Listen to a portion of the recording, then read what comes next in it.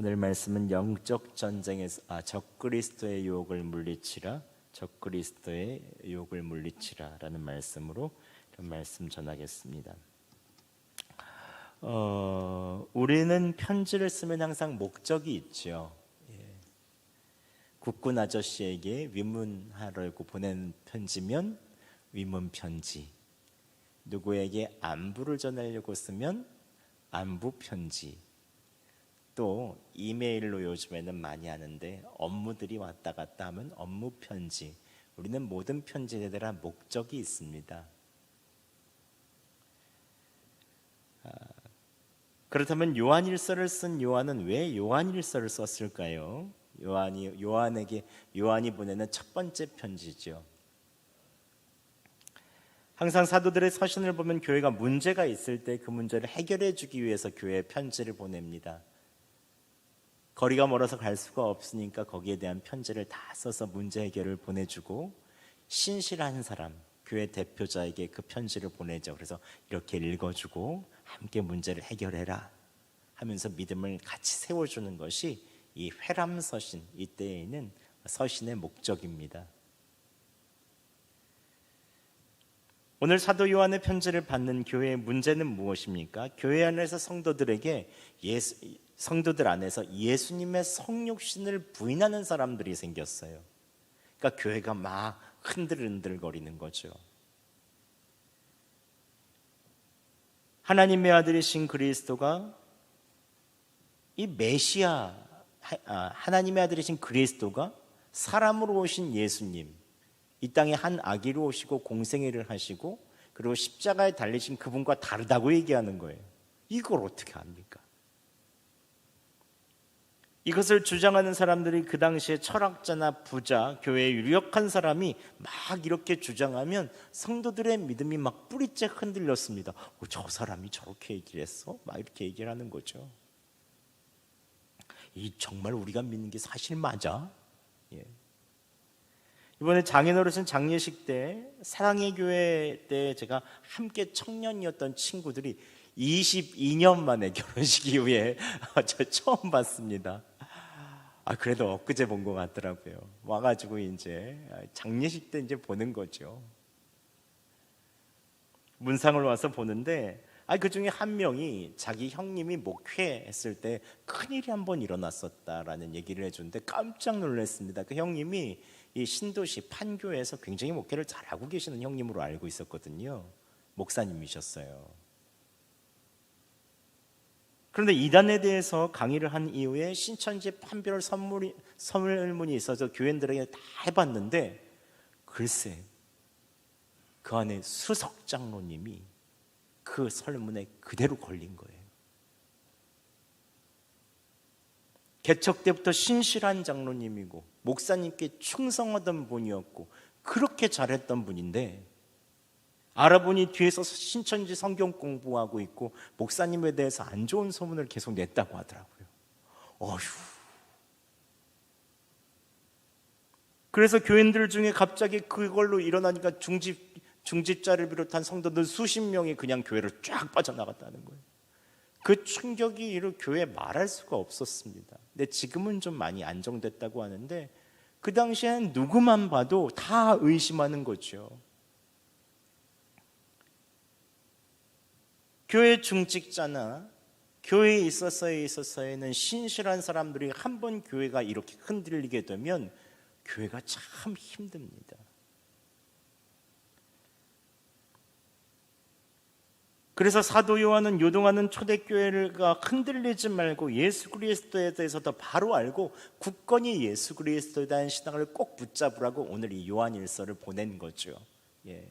이제는 우리가 또 요한일서 계속 쭉 하고 있으니까 중간 정도에 한번 좀 점검하면서 개요를 보는 게 필요합니다. 이래서 이제 적그리스도처럼 예수님을 적그리스도의 반대편에서는 이제 헬라어로 안티크라이스트라고 하는데, 거기에 있는 부분들을 이제 거기에 이 반대편에 있는 사람들이 이것들에 이제 문제가 된 것이죠. 그래서 사도 요한은 하나님과 예수님을 잘 알려주기 위해서 하나님에 대한 것을 두 가지 성품으로 얘기하는데, 1장에서 3장까지는 하나님은 빛이시라, 그래서 빛 가운데 거해야 된다. 빛 가운데 거한다는 건 예수님의 세 계명 아래에 있는 것인데, 세 계명은 서로 사랑하라. 너희가 서로 사랑하면 빛 가운데 거하는 것이다. 이게 이제 첫 번째죠. 두 번째는요, 4장부터 거의 마지막 장까지는 하나님은 사랑이시라. 이게 큰 하나님의 성품을 나타낸 두 가지 비유죠. 그래서 요한일서에서 보면 하나님은 빛이시라. 빛 가운데 거해야 된다. 사랑하지 않으면 어둠에 거한다. 하나님은 사랑이시라. 그래서 너희가 서로 사랑하고 그 사랑 안에 거해야 된다. 이게 이제 두 가지 큰 핵심입니다. 이것만 알고 있으면 이런 얘기가 나오고 저런 얘기가 나오면 이렇구나라고 이제 받아들이시면 됩니다. 그래서 요한일서가 때로는 좀 어렵게 보이기도 하고 상징이 많이 있는데, 큰 문제는 이 예수님의 성육신을 부인하는 사람들의 문제, 그리고 이것을 해결하기 위해서 크게 하나님은 빛이시다, 하나님은 사랑이시다, 이것을 가지고 해결을 주려고 했다라는 것을 먼저 좀 알고 들어가면 좋을 것 같습니다. 특별히 오늘 본문에는 사도 요한이 요한일서를 쓴 계기가 정확하게 나옵니다.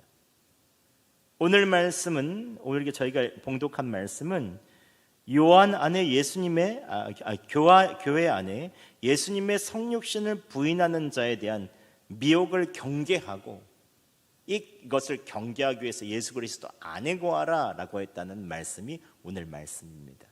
함께 1절과 2절 말씀 저희가 봉독해 보겠습니다. 시작. 아이들아, 지금은 마지막 때라. 적그리스도가 죄송합니다. 2장 죄송합니다. 1, 2절이 아니네. 죄송합니다. 18절입니다. 18절, 2장 18절과 19절입니다. 시작. 아이들아, 지금은 마지막 때라. 적그리스도가 오리라는 말을 너희가 들은 것과 같이 지금도 많은 적그리스도가 일어났으니 그러므로 우리가 마지막 때인 줄 아노라. 그들이 우리에게서 나갔으나 우리에게 속하지 아니하였나니 만일 우리에게 속하였더라면 우리와 함께 거하였거니와 그들이 나간 것은 다 우리에게 속하지 아니함을 나타내려 함이니라. 아멘. 제가 요즘에 눈이 잘 안 보이네요. 사도 요한은 먼저 편지를 받는 성도들에게 친근한 마음으로 아이들아 라고 말합니다. 내가 너희 영적 아버지다 라는 마음으로 먼저 이렇게 부르면서 얘기하죠. 그리고 이렇게 말합니다. 지금은 마지막 때인데 많은 적그리스도가 일어난다. 예수님을 대항하는 사람들이 일어난다. 여기서 적그리스도란 아까도 말씀드린 헬라어로 안티크리스토스, 즉 그리스도에게 대항하는 자들을 말합니다. 그리스도를 반대하는 사람들은 특별히 오늘 본문에 보면 세 가지 특징을 가지고 있는데, 첫 번째는 그리스도인들과의 정상적인 교제를 거부합니다. 즉 교회 안에서 교제하지 않는 것이죠. 정상적인 교제를 하지 않는 것입니다. 목적이 있든지 아니면 뭔가 그곳에서 떨어져 있든지. 19절에 보면 그들이 우리에게서 나갔고 우리에게 속하지 아니하였다고 말합니다. 즉 정상적인 교제를 거부한다는 것은 교회를 나오지 않든지 어느 목적을 두고 사람을 만난다는 것이죠. 그냥 편안한 예수 그리스도 안에서 교제가 아니라는 것입니다. 예수님의 이야기를 나누고 내 삶에 주님께서 어떻게 역사하셨는가, 그 이야기를 나누는 공동체가 아니라 뭔가 목적이 있고 아니면 그냥 혼자 소외되는, 나의 이야기도 잘 알리지 않고 나도 간섭하고 싶지 않고 이런 공동체가 되어가는 거죠. 그러다가 보면 조금씩 믿음에서 멀어지게 됩니다. 교회는 교제를 통해서 서로 가르치고 배우는 공동체입니다. 예수님께서 제자들에게 하시는 가장 큰 계명은 서로 사랑하라는 것입니다. 서로 사랑하고 배우면서 나아가는 공동체가 이 교회 공동체죠. 그런데 적그리스도는 그리스도인들과 정상적인 교제를 거부하고 교회를 떠난다는 것입니다. 이게 첫 번째 특징이고요. 두 번째 특징은 참된 성경의 교리를 거짓말하고 부인합니다. 22절 말씀 저희가 함께 봉독해 보겠습니다. 시작. 거짓말하는 자가 누구냐? 예수께서 그리스도이심을 부인하는 자가 아니냐? 아버지와 아들을 부인하는 그가 적 그리스도니라고 말합니다.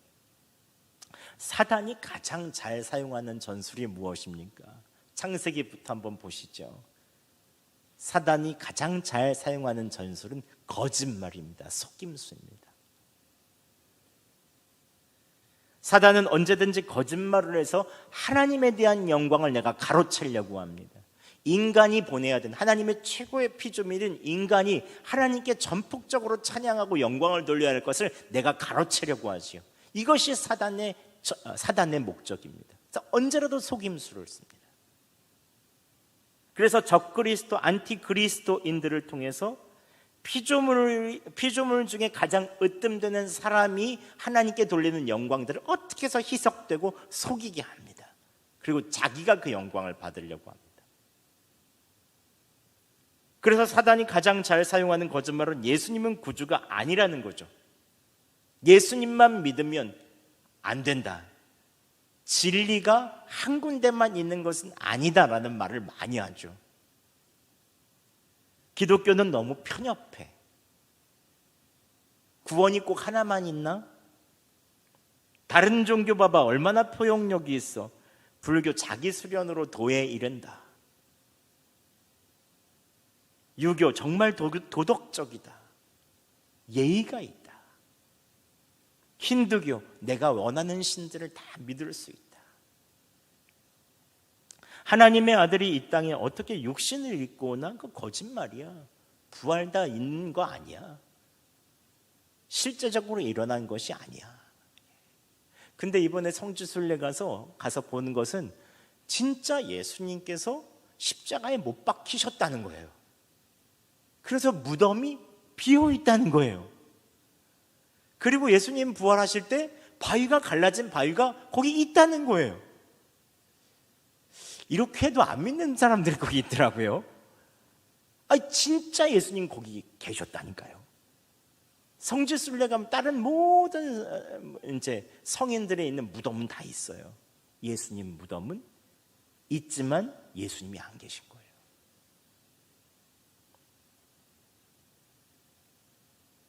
그런데 어떻게 해서든지 사단은 적그리스도를 통해서 철학, 종교, 돈, 지적 호기심을 이용해서 예수님을 믿어서는 결코 너희들이 이득을 얻지 못한다.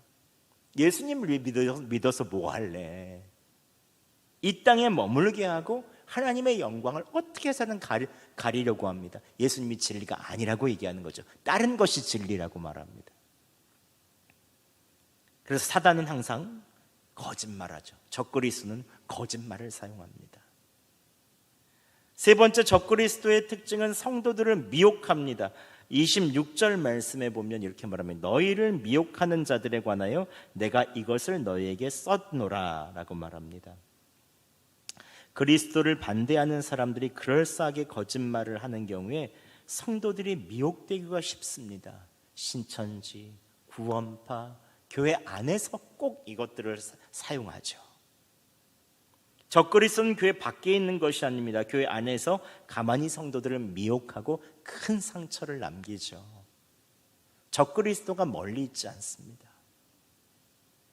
그런데 이렇게 요한 사도가 이야기하는 적그리스도의 특징이 요한계시록에 보면 거짓 그리스도와 거짓 예언자로 나타나고 짐승, 붉은 용, 믿는 사람들을 타락하도록 박해하고 미혹하는 자라는 것입니다.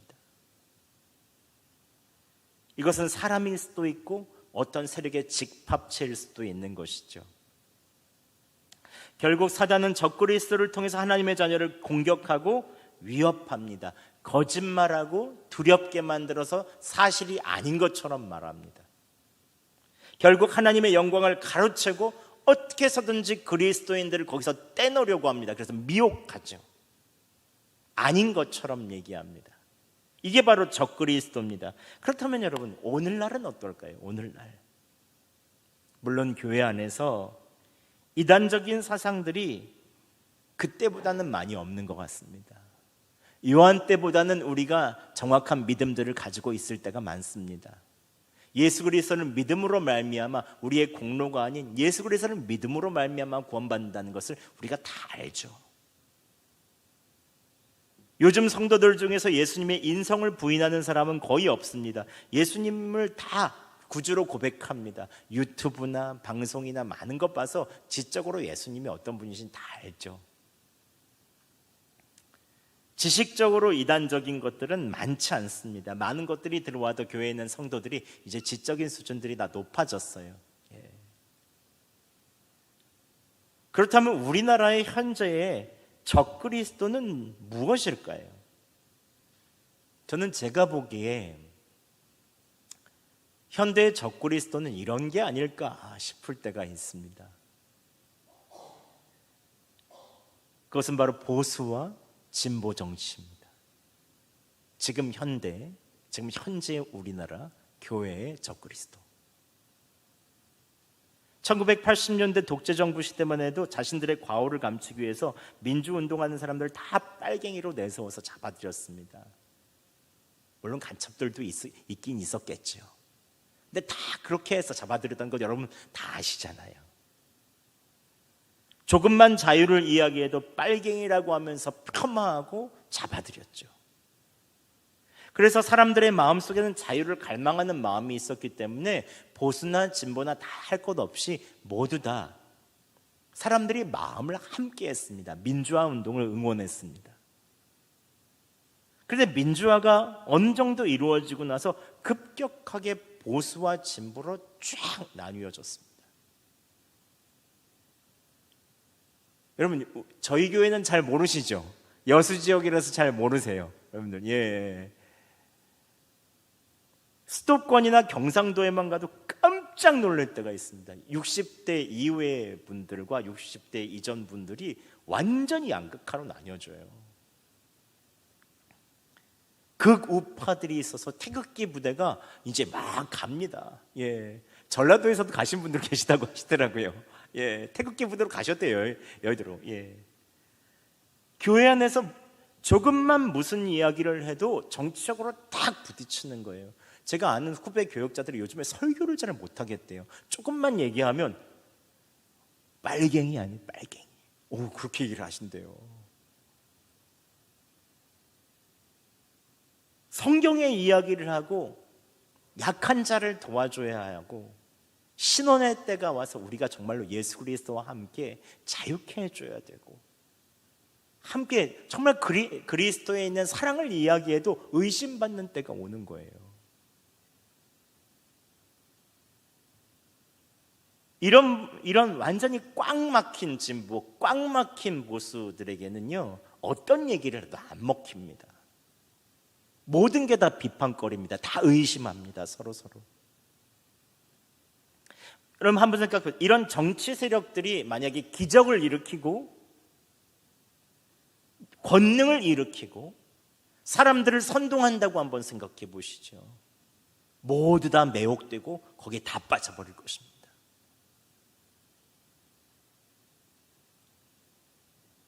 요즘 안에 정치에 대해서 핏대를 올리고 성경적인 가치관이 사라져버린 것 같은 것 때문에 젊은 세대가 교회를 떠납니다. 사단은 성경적인 가치관을 그리스도인들이 믿고 행하지 못하게 만듭니다. 다 의심하게 만들어요.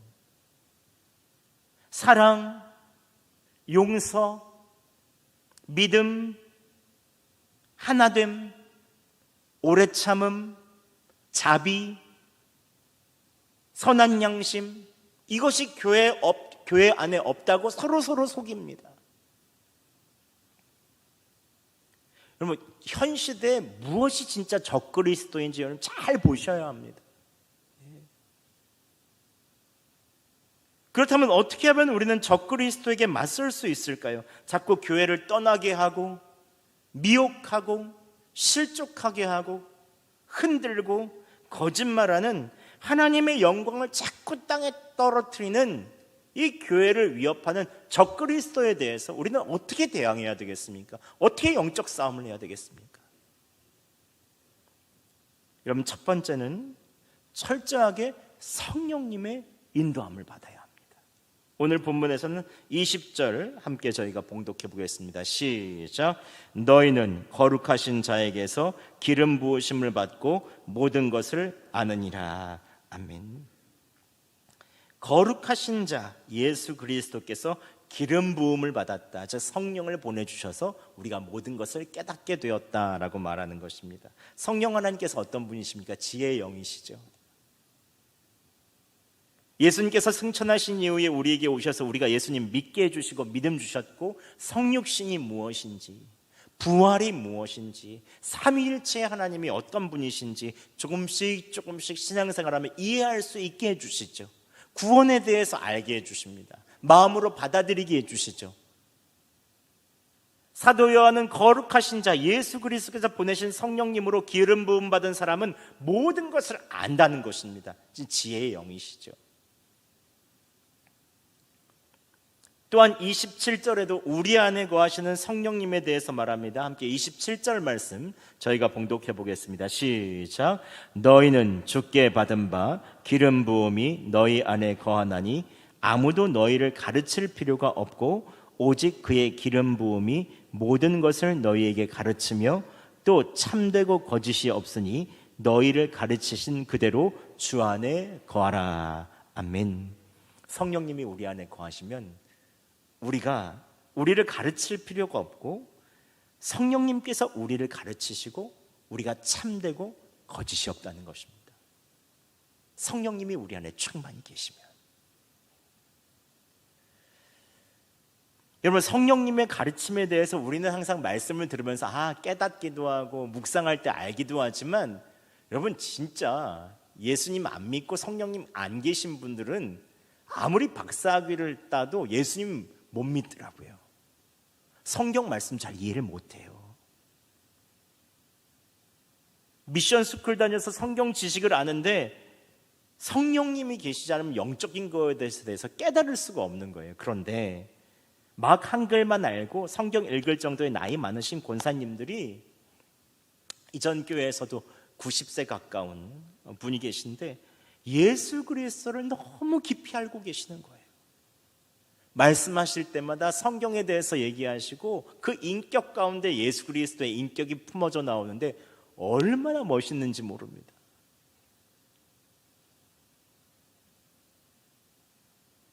이것은 우리에 있는 지적인 지식과 상관없이 성령님께서 부어주시는 지혜의 영으로 깨닫게 해주시는 것이죠.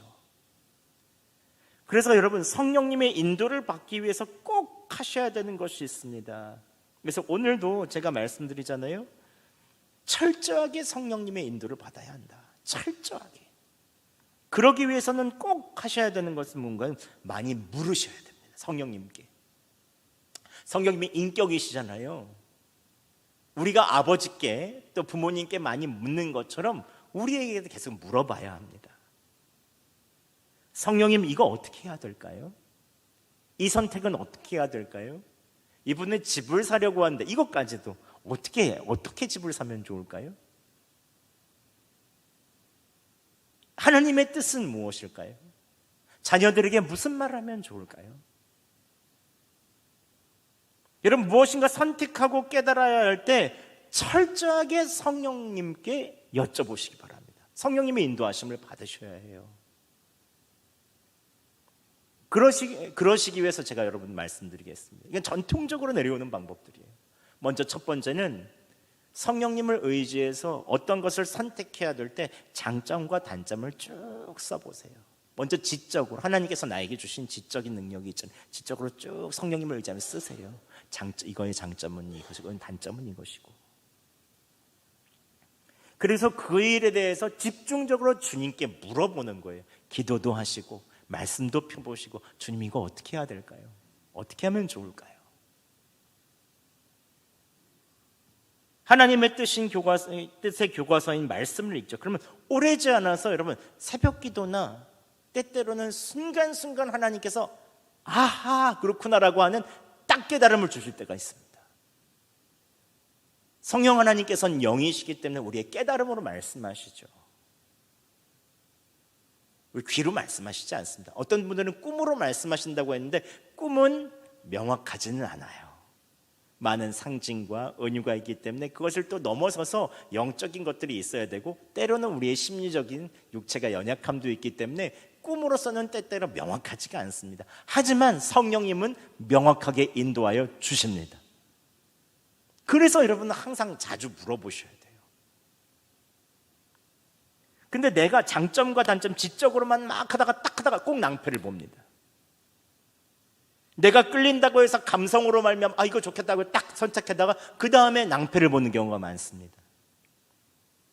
여러분, 최소한 성령님께 물어보면 하루 정도는 지나야 됩니다. 하루 정도.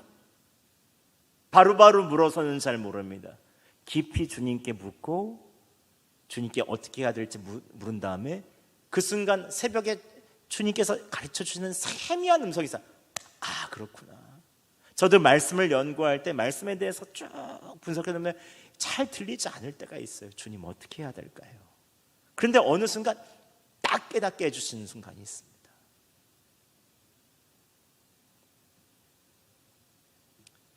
여러분, 성령님의 인도를 철저하게 받으시기 바랍니다. 우리가 우리에게 있어서는 많은 유혹과 많은 적그리스도에 있어서는 많은 것들을 우리가 접할 때 그것들을 이겨나갈 수 있는 것은 유일한 방법은 성령님을 인도를 받는 거예요. 모든 순간순간 삶에. 그리고 두 번째는 여러분, 적그리스도에 있는 미혹에 이기기 위해서, 영적 전쟁에서 승리하기 위해서는 주님 안에 거해야 합니다. 24절 말씀 함께 봉독하겠습니다. 시작. 너희는 처음부터 들은 것을 너희 안에 거하게 하라. 처음부터 들은 것이 너희 안에 거하면 너희가 아들과 아버지 안에 거하리라. 아멘. 여기서 몇 번이나 아버지 안에 거하라, 안에 거하라라는 말씀이 나옵니까? 그렇다면 처음 들은 것은 무엇입니까? 적그리스도를 자처하는 사람들에게 더 들은 것이 나중에 들은 것이라면 처음 들은 것은 사도 요한에게 들은 것입니다. 사도 요한에게 처음 들은 것은 무엇입니까? 예수 그리스도만이 참 구주시라는 것이죠. 그래서 27절에 성령님께서 너희 가르치신 대로 그대로 주 안에 거하라 라고 말합니다. 처음 가르쳐 주신 그대로 참 구주이신 예수님 안에 거하라는 것입니다. 예수님 안에 거하라. 그럼 예수님 안에 거하는 것은 또 무엇입니까? 처음 가르쳐 주신 것이 예수님, 구주신 예수 그리스도니까 예수님 안에 거하는 것은 무엇입니까? 이 요한일서에 쭉 나오는 두 가지가 있다고 그랬죠. 하나님은 뭐라고요? 빛이시라. 또 하나님은 사랑이시라.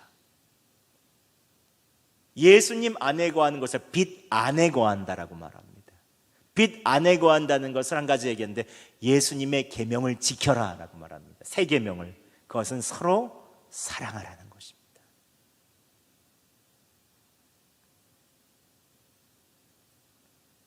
즉 오늘 예수님 안에 거한다.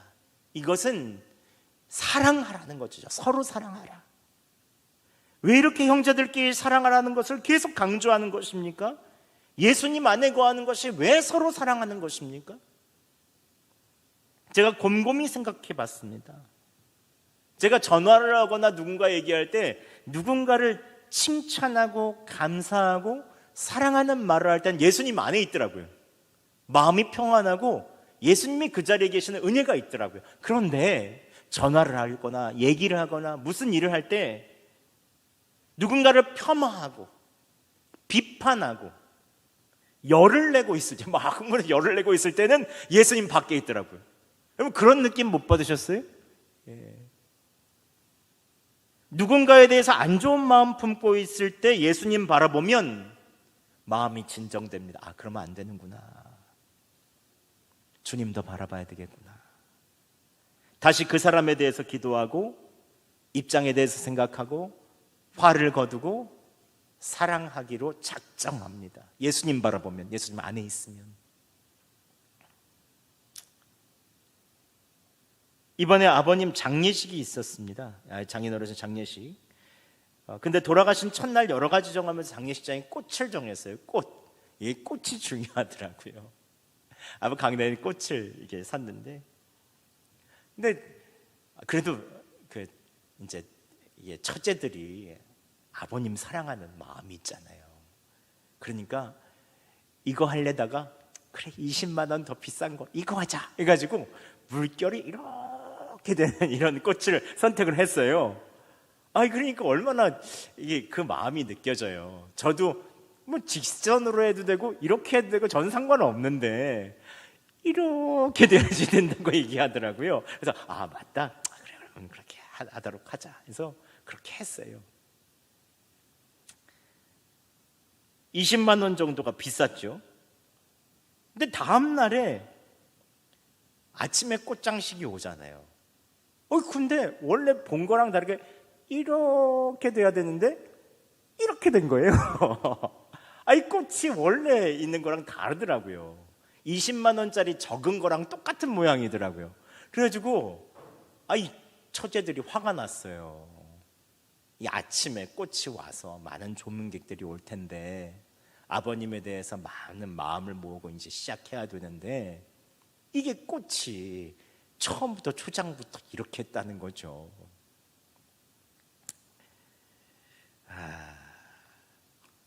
아무것도 아닌 것 같잖아요. 중요합니다. 그래도 예.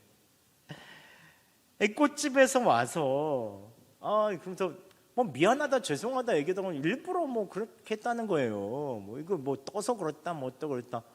그래서 또 이게 첫째들이 화가 났어요. 이게 물결무늬가 돼야 되고 이렇게 되기로 했는데 왜 이러냐. 20만 원이나 더 줬지 않느냐. 그래서 처제들은 아버지 영전에 놓는 꽃인데 이럴 수 있냐 다시 해달라고 한 거예요. 그때 그 사람들이 다 이걸 철거해가지고 2시간 만에 다시 이 꽃으로 꼽아가지고 오겠대요. 그러니까 또 그 안에 오는 조문객은 어떻게 하겠어요. 처제들도 화가 났고 그 사람도 막무가내는 거. 제가 상주잖아요. 제가 딸 넷 중에 있는 제가 상주인데 이걸 어떻게 할지 모르겠어요. 근데 그때 제가 주님께 물어봤습니다. 주님, 어떻게 해야 될까요? 어떻게 해야 될까요? 장례식 처음인데 처제들 마음도 헤아리게 되겠고 그분도 일부러 그러려는 건 아니었고 또 시작하려고 하면 또 이게 만약에 여러 가지가 이제 문제가 되겠고 근데 그 순간 주님께서 제 마음에 침묵해라 라는 마음을 줘요. 침묵해라. 조용히. 가만히 있었는데 가만히 주님 어떻게 해야 될까요? 그런데 저희 장인 어르신께서 웬만한 상대방 실수는 다 그냥 넘어가 주시는 분이셨거든요. 근데 그 순간 막내 처자가 이 얘기를 하더라고요. 우리 아빠라면 그냥 넘어가셨을 거야. 우리 아빠가 하자는 대로 그냥 하자. 그냥 넘어가자. 이렇게 해서 그냥 쭉 그냥 딱 이렇게 막 화나는 마음이 쑥 누그러지더라고요. 근데 그 순간 장례식장 안에 평화가 있더라고요. 그분의 실수라고 해도 용서하고 허물을 덮어주니까 이게 평화가 오는 거예요. 여러분, 예수님 안에 거하는 것은 어렵지 않습니다.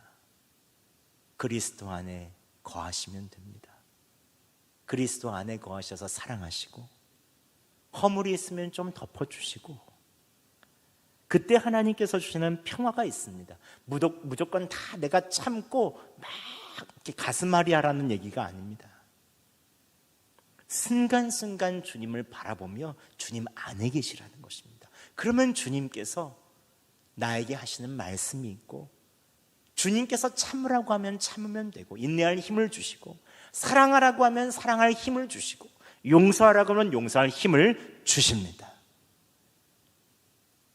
그러면 뒤에 아무런 쓴뿌리나 상처가 남지 않아요. 꼭 누르는 억압 같은 마음이 생기지 않아요. 그냥 마음이 평안하고 모든 것이 그냥 넘겨집니다. 내가 힘하려고 하면 꼭 참아야 되고 그게 상처로 남기도 하고 때때로는 내 고집처럼 느껴지지만 하나님께서 주시는 힘으로 하면 주님 안에 있으면 모든 것이 가능합니다. 말씀을 맺겠습니다. 여러분, 매 순간순간 성령님의 인도함을 받고 그리스도 안에서 사랑하고 용납하는 것, 이것이 적그리스도를 이길 수 있는 유일한 방법입니다. 여러분, 주님께서 강림하실 때에 어떻게 의롭고 당당하게 쓰시겠습니까? 모든 적그리스도를 어떻게 이기겠다고 말씀하시겠습니까? 우리 오늘 28절과 29절 함께 읽으면서 마치겠습니다. 시작. 자녀들아, 이제 그의 안에 거하라. 이는 주께서 나타나신 바 되면 그가 강림하실 때에 우리로 담대함을 얻어 그 앞에서 부끄럽지 않게 하려 함이라.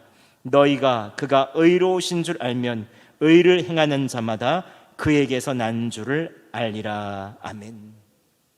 의라는 무엇입니까? 하나님과의 가장 좋은 관계를 의라고 말합니다. 주님 안에 거하는 것, 주님 안에서 사랑을 받고 사랑 가운데 거하는 것, 이것만큼 하나님의 의를 성취할 수 있는 것이 어디 있겠습니까? 여러분께서도 주변에 있는 많은 유혹과 방해물과 때론 도전들이 있을 때 꼭 시시때때로 철저하게 성령님을 의지하시기 바랍니다. 성령님의 인도를 받으시기 바랍니다. 주님 안에 거하시기 바랍니다. 그때 하나님께서 여러분의 삶을 인도하여 주시고 사랑과 은혜로 채워 주실 것입니다.